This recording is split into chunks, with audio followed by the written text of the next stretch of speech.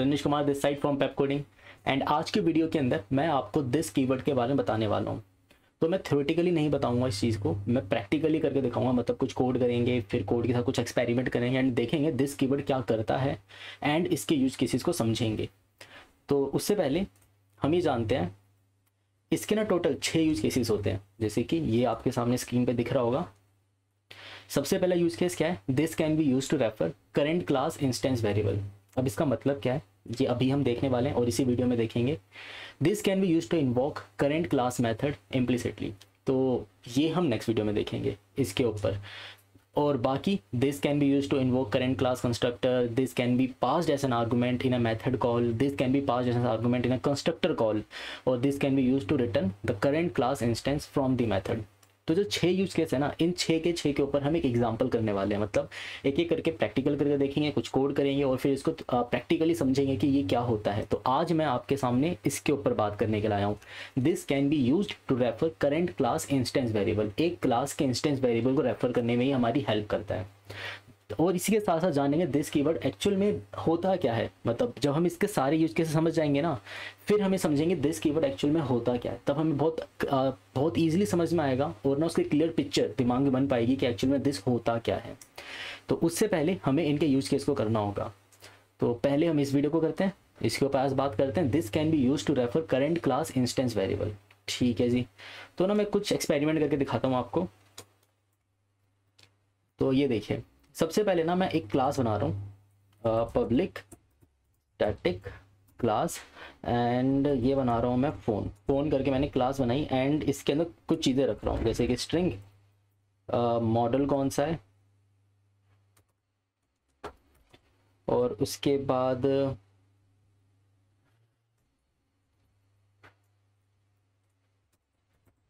वो ब्रांड कौन सा है, कौन सी कंपनी का है, उस कौन सी कंपनी का फिर मॉडल है। इसके साथ साथ एक इन्फॉर्मेशन और स्टोर करने वाले हैं, जैसे कि मैंने यहाँ पर जैसे किसी एक फ़ोन की बात करते हैं, जैसे कि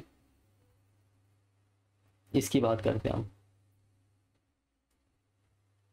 इसके अंदर किस किस टाइप की इन्फॉर्मेशन होती है, ये कंपनी कौन सी है, ये मॉडल कौन सा है, और साथ में एक चीज़ रख लेते हैं रैम, इसकी रैम कितनी है। ठीक है, इंट रैम, एंड इसको भी डिफ़ॉल्ट 0 दे दिया। अब मैंने यहाँ पे ना एक वैल्यू बना ली। अब जैसा कि मैं अपने पिछले वीडियोस में आपको बता चुका हूँ कि अगर हम यहाँ पर कभी कोई क्लास बनाते हैं तो मुझे उसका एक ऑब्जेक्ट भी बनाना चाहिए। तो मैं यहाँ पर एक ऑब्जेक्ट, मतलब क्लास मैंने बनाया है, अब मैं ऑब्जेक्ट जब मैं बनाऊँगा, इसका ऑब्जेक्ट बना के जब मैं इसको कॉल करने की कोशिश करूँगा, तो कॉल करते टाइम ना मेरे पास एक ऑप्शन होगा कुछ इस तरीके का, public static void main, and main के अंदर मैं इसका एक ऑब्जेक्ट बनाता हूँ स्ट्रिंग। तो मैंने यहाँ पे phone P1 equal to new phone. अब मेरे पास ऑप्शन क्या है, मैं P1 डॉट ब्रांड करके पहले इसके ब्रांड का नाम लूँ कि भाई इसके ब्रांड का नाम है सैमसंग। ऐसे करके मैं कुछ ब्रांड की वैल्यू डालूँ एक एक करके। तो फिर मैं यहाँ पे उसके मॉडल की वैल्यू डालूंगा, फिर रैम की वैल्यू डालूंगा। ये करना सही नहीं रहता, रैदर देन क्या करो, कंस्ट्रक्टर बना लो एक। तो मैं यहाँ पर एक कंस्ट्रक्टर बनाता हूँ, पब्लिक फ़ोन, इसके अंदर कुछ इन्फॉर्मेशन आएगी, स्ट्रिंग ब्रांड, स्ट्रिंग मॉडल, और इंट रैम। अब मैं यहाँ पे क्या करता हूँ, ब्रांड इक्वल टू ब्रांड लिख देता हूँ, and model equal to model लिख देते हैं, और रैम इक्वल टू रैम लिख देते हैं। एंड एक फंक्शन लिख देता हूँ इसके अंदर इसको डिस्प्ले करने के लिए। तो public static void display. Display के अंदर क्या होगा, ये सारी इन्फॉर्मेशन एक साथ हम प्रिंट कर लेंगे। तो डिस्प्ले लिखते हैं, डिस्प्ले में क्या करेंगे हम, एक स्ट्रिंग str, इसके अंदर कुछ इन्फॉर्मेशन डालते हैं, जैसे कि एक तो मैंने ब्रांड डाला, प्लस में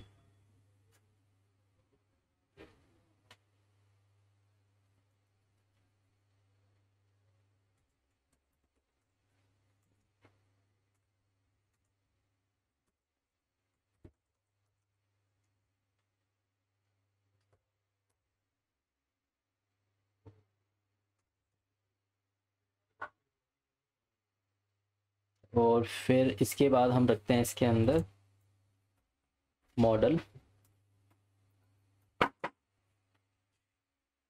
और मॉडल के बाद यहाँ पर मॉडल प्लस में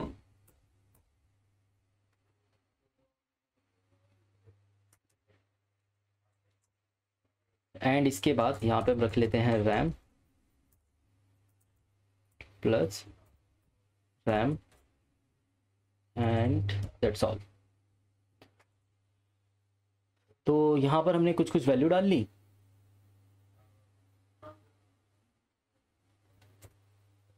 और ऑफ कोर्स स्टैटिक नहीं होना चाहिए था। एंड इसके बाद मैं यहाँ पर इसको कर लेता हूँ प्रिंट str। ठीक है, अब मैं फ़ोन पे आता हूँ। यहाँ पे अब मैं इसका एक ऑब्जेक्ट बनाता हूँ। तो मैंने यहाँ पे क्या करा कि ये जो क्लास मैंने बनाई है फ़ोन क्लास, जिसके अंदर मैंने 3 टाइप के इन्फॉर्मेशन डाले। एक तो ब्रांड कौन सा है, वो मॉडल कौन सा है, साथ में उसकी कितनी रैम है। इसी तरीके से फ़ोन के अंदर ब्रांड, मॉडल, रैम और उन सारी वैल्यू को यहाँ पे सेट करा। तो जो भी मैं कंस्ट्रक्टर से वैल्यू यहाँ पे पास करूँगा, यानी जो भी मैं यहाँ से वैल्यू पास करूँगा इसके अंदर, वो सारी वैल्यू यहाँ पे जाके सेट हो जानी चाहिए आइडियली। अब यहाँ पर क्या हुआ, फिर मैं उसको डिस्प्ले करने की कोशिश करता हूँ। तो सबसे पहले आकर मैं यहाँ पर कुछ इन्फॉर्मेशन डालता हूँ, जैसे कि इनिशियली तो मैं इसमें नल रख लेता हूँ, डिफ़ॉल्ट ऐसी नल। अब यहाँ पर आते हैं, यहाँ पे सबसे पहले रखते हैं हम सैमसंग। उसके बाद मॉडल कौन सा है, मॉडल रखते हैं गैलेक्सी जेड फोल्ड 2।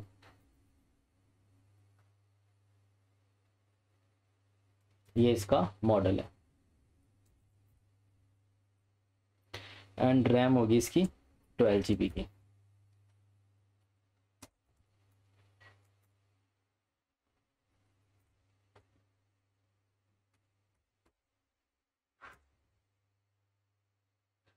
परफेक्ट। और मैं इसको क्या करता हूँ यहाँ पर अब P1 डॉट डिस्प्ले करने की कोशिश करता हूँ। तो आइडियली मेरा आंसर क्या प्रिंट होना चाहिए, मेरा आंसर ऐसे प्रिंट होना चाहिए, ब्रांड, इसके आगे मेरा आंसर कुछ इस तरीके से प्रिंट होगा। सबसे पहले ब्रांड के आगे लिखा होना चाहिए सैमसंग, फिर प्रिंट होना चाहिए मॉडल पे लिखा होना चाहिए यहाँ पर ये पूरी statement Galaxy Z fold 2 5G mastic bronze. And उसके बाद यहाँ पर अगर मैं रैम की बात करूँ तो रैम कैसे लिखा होना चाहिए यहाँ पे 12 GB। ये मेरा आइडियल आंसर होना चाहिए। बट जब मैं इसको यहाँ पे प्रिंट करने की कोशिश करूँगा तो देखना क्या होगा। Clear, Java C main dot Java and Java main and इसका आउटपुट डॉट txt के अंदर। एंड यहाँ पे जब हमने इसको प्रिंट किया तो आंसर आया नल 0। ये क्या हुआ, जबकि आंसर तो ये आना चाहिए था। ऐसा इसलिए हुआ क्योंकि यहाँ पे ना कॉन्फ्लिक्ट हो गया। कॉन्फ्लिक्ट कैसा हो गया, देखो कंस्ट्रक्टर के अंदर जो मैंने वेरिएबल बनाया उसका नाम भी ब्रांड था, मॉडल और रैम, और मेरे क्लास में बना हुआ वेरिएबल ये भी ब्रांड है, मॉडल है और रैम है, इन सब का नाम सेम है। ठीक, तो अब मैं यहाँ पे कॉन्फ्लिक्ट आ रहा है। ये क्या बोल रहा है भाई, ब्रांड के अंदर आप ब्रांड की वैल्यू डाल रहे हो, मतलब कि इसी वेरिएबल के अंदर इसी वेरिएबल की वैल्यू डाल दी आपने, यानी सेम वेरिएबल मॉडल। जैसे कि आप फिर ऐसे समझो मैंने मॉडल के अंदर ही मॉडल की वैल्यू डाल दी, या फिर रैम के अंदर मैंने रैम की वैल्यू डाल दी। रैम की वैल्यू पहले से ही 12 GB थी, मैं उसके अंदर 12 GB और डाल दी, पर मैंने प्रिंट कौन से रैम को किया, इस वाले रैम को किया। ये तो क्लास का रैम है और ये मेरा ये जो रैम है ये इस फंक्शन का रैम है, ये कंस्ट्रक्टर का रैम है। जैसे ये कंस्ट्रक्टर कंस्ट्रक्टर तो एक ही बार चलता है, जैसे ये कंस्ट्रक्टर इन्वोक हो जाएगा और जब इन्वोक होके जब डिस्प्ले की ओर जाएगा उस टाइम पे जब रैम प्रिंट करेगा तो रैम तो इस वाले को प्रिंट करने की कोशिश करेगा ये। तो इस वाले रैम को जब आप प्रिंट करने जाओगे तो ये वैल्यू तो 0 ही सेट थी, ये तो कभी चेंज हुई नहीं, क्योंकि मैंने तो इसी रैम की वैल्यू को चेंज कर दिया था यहाँ पर। तो यहाँ पर आपने इसी रैम की वैल्यू को, क्योंकि जब आपने यहाँ पे रैम इक्वल टू रैम लिखा तो आपने इस रैम की वैल्यू को जो कि पहले से 12 GB था इक्वल टू 12 GB कर दिया, 12 इक्वल टू 12 कर दिया। अब ये लाइन जैसी बंद होती है, जैसी ये कर्ली ब्रेसेस चलता है तो ये कंस्ट्रक्टर बंद हो गया। अब कंस्ट्रक्टर बंद होने के बाद जब आपने यहाँ पे P1 डॉट डिस्प्ले करा तो आपने रैम को प्रिंट किया। ये इस वाले रैम की बात कर रहा है। क्या मैंने इस रैम की वैल्यू को कभी चेंज किया? मैंने आज तक इसे चेंज नहीं किया। तो इसकी वैल्यू क्या प्रिंट होगी, वहाँ पर 0 ही प्रिंट होगी। अब ये देखते हैं, देखो यहाँ पे 0 प्रिंट हुआ, नल नल प्रिंट हुआ। तो यहाँ पर जो लाइन बोली गई है, this can be use to refer current class instance variable, मतलब कि ना जो मेरे करंट क्लास में जो इंस्टेंस वेरिएबल होते हैं इसको कहते हैं करंट क्लास का इंस्टेंस वेरिएबल। ये क्लास के इंस्टेंस वेरिएबल है।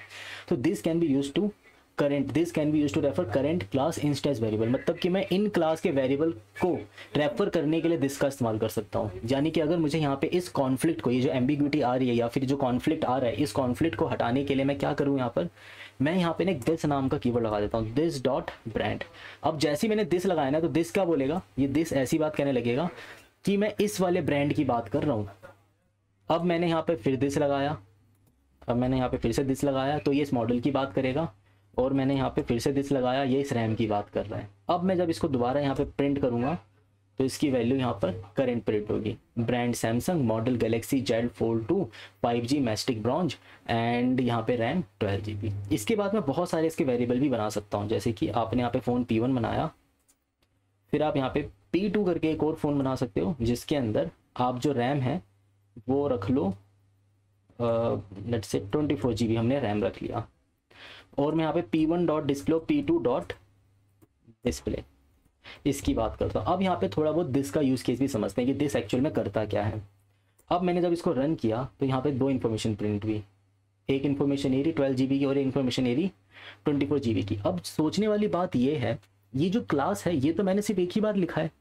ये क्लास जब मैंने बनाई तो उसको तो मैंने एक ही बार लिखा ना, इसके ऑब्जेक्ट मल्टीपल टाइम्स बना रहा हूँ। एक बार मैंने P1 करके ऑब्जेक्ट बनाया, एक बार मैंने P2 करके ऑब्जेक्ट बनाया, ठीक। मैंने एक बार रैम के अंदर, देखो ये डेटा सेम, ये डेटा सेम, ये डेटा सेम, ये भी डेटा सेम है, बट यहाँ पे दिक्कत ये आ गई, जब मैंने यहाँ पर रैम की वैल्यू सेट करी तो मैंने इस वेरिएबल की वैल्यू 12GB सेट करी, और दूसरी आइट्रेशन में मैंने इस वेरिएबल की वैल्यू 24GB सेट कर दी। और जब मैं प्रिंट कर रहा हूँ तो एक बार 12GB प्रिंट हो रहा है, एक बार 24GB प्रिंट हो रहा है। ऐसा कैसे हो सकता है, वेरिएबल तो एक ही है। एक्चुअल में यहाँ पे वेरिएबल एक नहीं है, यहाँ पे वेरिएबल भी 2 बने हैं। तो यहाँ पे दिस क्या बोलता है, जब आप दिस की बात करते हो ना, तो एक्चुअल में जब आप यहाँ पे किसी का ऑब्जेक्ट बनाते हो, जब आपने P1 नाम का ऑब्जेक्ट बनाया होगा तो ये कहाँ बनता है, ये बनता है जाकर हीप के ऊपर। तो जरा देखते हैं इसे, तो इसको इस तरफ क्यों लेके चलते हैं और यहाँ पे समझते हैं।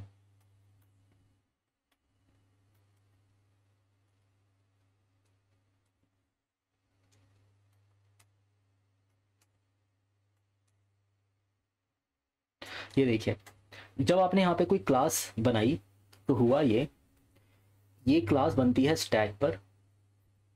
यहाँ पर P1 नाम का एक वेरिएबल आपने बनाया, ये कहाँ बना है, ये P1 नाम का वेरिएबल बना है स्टैक के ऊपर, ठीक है, ये बना है स्टैक के ऊपर। तो ये है इंस्टेंस। अब रेफरेंस कहाँ से आएगा मेरा, रेफरेंस आएगा मेरा हीप के ऊपर। तो जब मैंने P1 नाम का ऑब्जेक्ट बनाया ना, तो उसका कुछ एड्रेस बना होगा, कुछ 4K, मुझे नहीं पता कितना एड्रेस है अभी के लिए, बस रैंडमली मैं 4K मान लेता हूँ। एक 4K नाम का एक एड्रेस बना होगा, एंड ये 4K नाम के एड्रेस के अंदर 3 वेरिएबल रहे होंगे। कौन कौन से 3 वेरिएबल, एक तो ब्रांड, और एक मॉडल, और एक रैम, और एक फंक्शन, एक मेथड है इसके अंदर जिसका नाम है डिस्प्ले। ये 3 इंफॉर्मेशन इसके पास रखी है। तो जब मैंने यहाँ पर P1 के कंस्ट्रक्टर को कॉल किया तो हुआ क्या, P1 के कंस्ट्रक्टर ने ना इस 4K एड्रेस के ऊपर जाकर ये ब्रांड की वैल्यू सेट कर दी, मॉडल की वैल्यू सेट कर दी, रैम की वैल्यू सेट कर दी। बट उसके लिए मुझे यहाँ पर दिस लगाना ज़रूरी है। अगर मैं दिस नहीं लगाऊंगा तो यहाँ पे एम्बिग्विटी आ जाएगी, या फिर यूँ कह लो कॉन्फ्लिक्ट आ जाएगा, जिसकी वजह से रैम इक्वल टू रैम, अगर मैं यहाँ पे ऐसे लिख दूंगा तो रैम इक्वल टू रैम हो जाएगा, यानी 12GB 12 इक्वल टू 12 हो जाएगा, जिसका कोई मतलब नहीं है। 12 इक्वल टू 12 का क्या मतलब होता है, या फिर अगर मैं ये दिस ना लगाऊँ तो यहाँ पे हो जाएगा Samsung equal to Samsung. Samsung equal to Samsung का क्या मतलब है, कोई सेंस नहीं बनता इस बात का। तो यहाँ पर आप जब आते हो तो यहाँ पर आपने दिस लगाना ज़रूरी है। दिस लगाने से क्या होगा, अब जब दिस का मतलब अभी समझते हैं। दिस का एक तो फायदा होगा कि इससे एम्बिग्विटी चली गई, यानी कि दिस डॉट ब्रांड किसकी बात कर रहा है, इसकी। दिस डॉट मॉडल इसकी बात कर रहा है, दिस डॉट रैम इस वाले की बात कर रहा है, और ये ब्रांड ये वाला है, मॉडल ये वाला है, और रैम ये वाला है। तो दोनों वेरिएबल एक दूसरे से सेपरेट हो गए, ये वेरिएबल अलग है, ये वेरिएबल एक अलग वेरिएबल है। Okay fine. और जब मैं यहाँ पर P1 यानी P1 जो कि एड्रेस 4 क्या है, अब मैं यहाँ पर जब इसकी वैल्यू चलाता हूँ, ये वाली लाइन जब चलाता हूँ, सैमसंग गैलेक्सी एंड रैम, तो क्या करता है, ये ब्रांड के अंदर सैमसंग सेट करता है, गैलेक्सी के अंदर मॉडल के अंदर गैलेक्सी जेड फोल्ड 2 पूरा नाम सेट करेगा, एंड रैम के अंदर 12 सेट कर देगा जाकर। जब मैं p1 डॉट डिस्प्ले करूंगा तो एक्चुअल में यहाँ पर p1 डॉट डिस्प्ले नहीं हो रहा, यहाँ पर p1 की जगह पे क्या चल रहा है 4k डॉट डिस्प्ले। आपने एक्चुअल में 4k डॉट डिस्प्ले इसको इन्वोक किया है।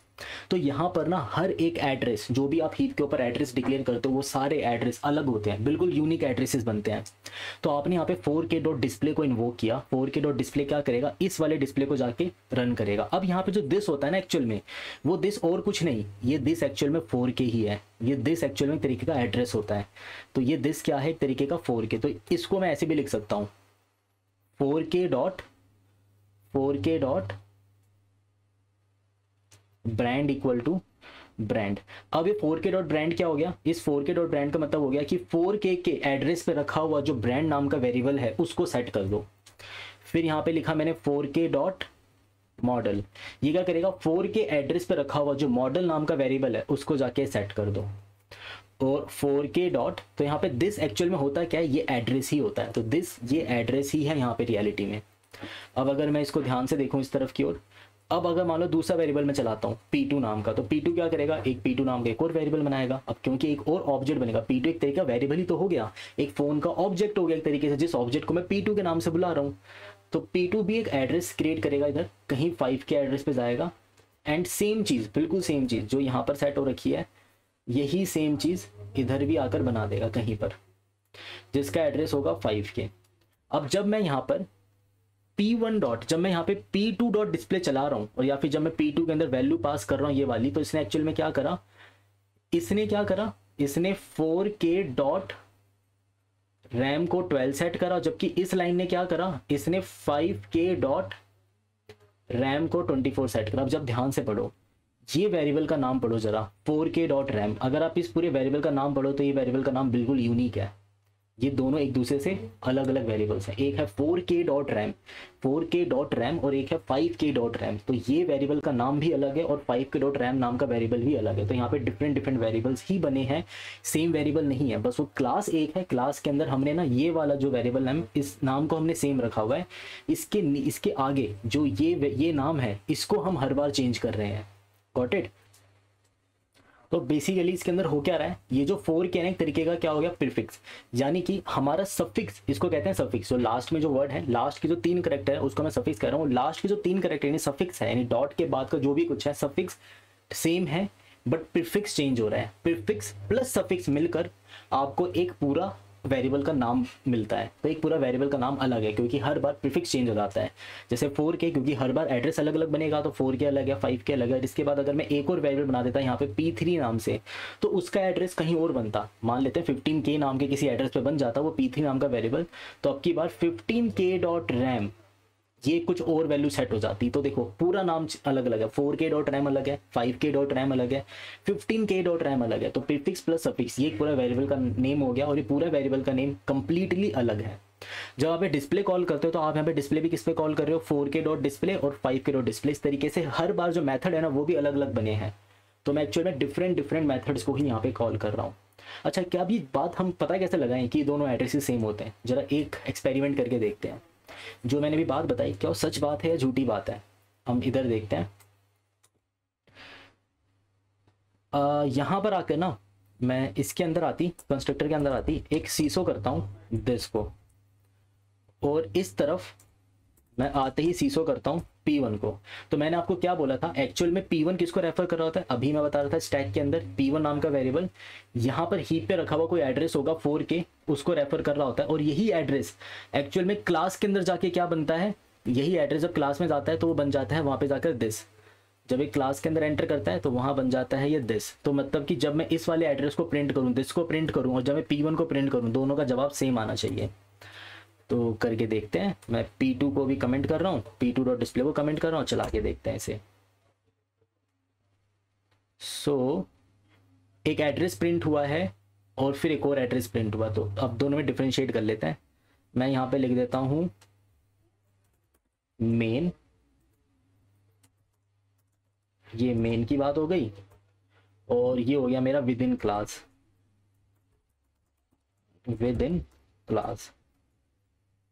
फाइन।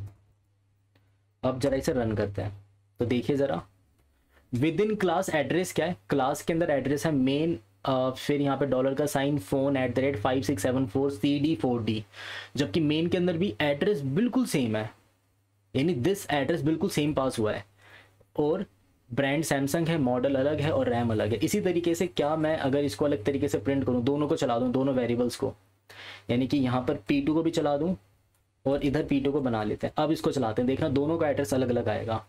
सबसे पहले ये आया है मेरा P1 के लिए विद इन क्लास,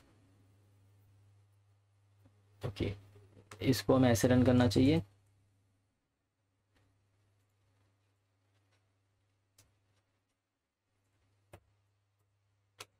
ये आया P1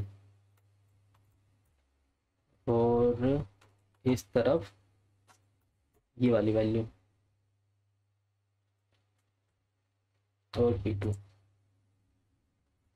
अब इधर देखिए, सबसे पहले ये जो पूरा यहाँ से लेकर यहाँ तक आया है, ये आया P1 के लिए। देखो P1 के अंदर एड्रेस ये बना है, इसका एड्रेस ये बना है, और ये पूरा आया है P2 के लिए, इसका एड्रेस और इसका एड्रेस कंप्लीटली अलग है।